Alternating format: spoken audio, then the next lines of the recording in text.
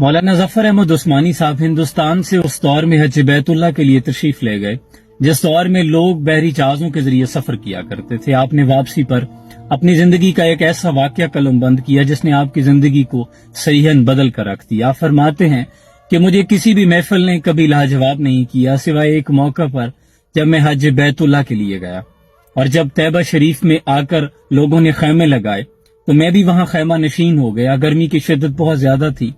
तमाम हुजाज इकराम वहां तरबूज का ज्यादा इस्तेमाल करते थे और तरबूज खाने के बाद उसके छिलके एक तरफ फेंक दिया करते थे। फरमाते हैं एक रोज मैंने अपने खैमे से देखा कि एक छोटा सा बच्चा जिसकी उम्र 8 से 9 साल होगी वहां आता है और उस तरबूज के छिलकों पे से जो बची हुई सुर्ख गिरी होती है उसको उतार के खाने लगता है।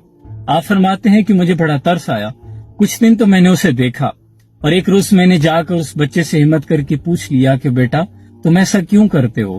तो उस बच्चे की आंखें भीग गई और कहने लगा कि मैं एक यतीम बच्चा हूँ, मेरी माँ ने अक़द-ए-सानी यानी दूसरा निकाह कर लिया है और मैं यूं ही गुर्बत और मुफलिसी की जिंदगी गुजार रहा हूँ, लेकिन चूंकि मैं मदीने का बच्चा हूँ इसलिए मैं मेजबान हूँ और मेहमानों से मांगते हुए मुझे शर्म आती है।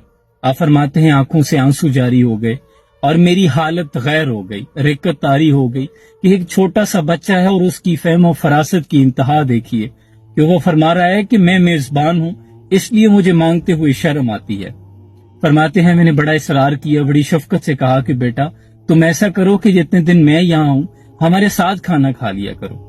कहते हैं बच्चा अभी तक इनकारी था लेकिन हमारी शफकत और बार बार इसरार करने पर वो रजामंद हो गया और जब खाना कुछ दिन साथ में खाया, कुछ शनासाई बढ़ गई, बातचीत हुई, गपशप हुई, तो मैंने बच्चे से पूछा कि बेटा तुम ऐसा करो कि जब हम यहाँ से वापस आएंगे तुम हमारे साथ हिंदुस्तान चलो, मैं वहाँ तुम्हारी तालीम और तदरीस का बंदोबस्त करूंगा, अच्छा रहन सहन होगा, मेरी वहाँ अच्छी जान पहचान है, मैं तुम्हें एक अच्छी जिंदगी गुजारने के तमाम मौके फराहम कर सकता हूँ। तो उस बच्चे ने कहा कि मैं अपनी वालिदा से बात करूंगा फिर आपको बताऊंगा। तो जब हम वापसी के लिए निकलने लगे तो उसकी माँ ने उसको इजाजत दे दी। बच्चा अब वापसी के काफिले में हमारे साथ साथ चलने लगा और साथ ही उसने मुझसे कुछ सवालों जवाब करना शुरू कर दिए। बच्चा पूछने लगा कि चाचा जी मुझे बताएं वहाँ स्कूल अच्छे मिलेंगे। तो मैंने कहा हाँ बेटा आपको वहाँ अच्छे स्कूल में पढ़ाऊंगा। फिर उसने पूछा कि मुझे पहनने को अच्छे कपड़े मिलेंगे। मैंने कहा हाँ बेटा तुम्हें अच्छे कपड़े पहनने को मिलेंगे। फिर उसने पूछा मुझे खेलने के लिए भी वक्त मिलेगा। मैंने कहा तुम्हें जिंदगी की बेटा हर सहूलत मिलेगी। फरमाते हैं कि अभी हमारे सवालों जवाब चल रहे थे कि चलते चलते सामने सब्ज गुंबद खिजरा नजर आ गया और उस बच्चे के पांव यकलख्त रुक गए हों, जैसे उसके कदम बोझल और भारी हो गए, और उसने मुझसे फौरन पूछ लिया कि चाचा जी क्या वहाँ सब्ज गुंबद खिजरा भी मिलेगा। तो आप फरमाते हैं कि मेरे पैरों के नीचे से जैसे किसी ने जमीन खींच ली हो। मेरे पास उसे कहने को कोई जवाब नहीं था। मैंने कहा बेटा अगर वहाँ गुंबद खिजरा होता तो मैं वहां से चलकर सफर करके यहाँ क्यों आता। आप फरमाते हैं ये सुनना था कि उस बच्चे की आंखों से आंसू जारी हुए।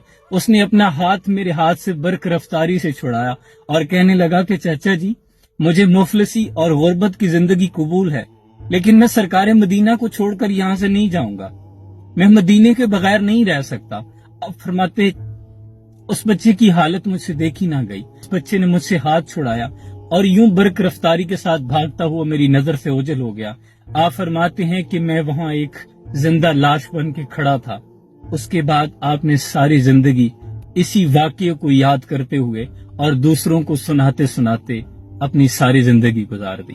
आप फरमाते हैं कि ये जिंदगी का वो वाकया था जिसने मेरी जिंदगी को बदल के रख दिया। फरियाद उम्मती जो करे हालत जार में, मुमकिन नहीं खैरुल बशर को खबर ना हो। ए ज़ौफ दरे अहमद पे गिरा दे, दरबान कहीं उठ मैं कहूँ उठा नहीं जाता।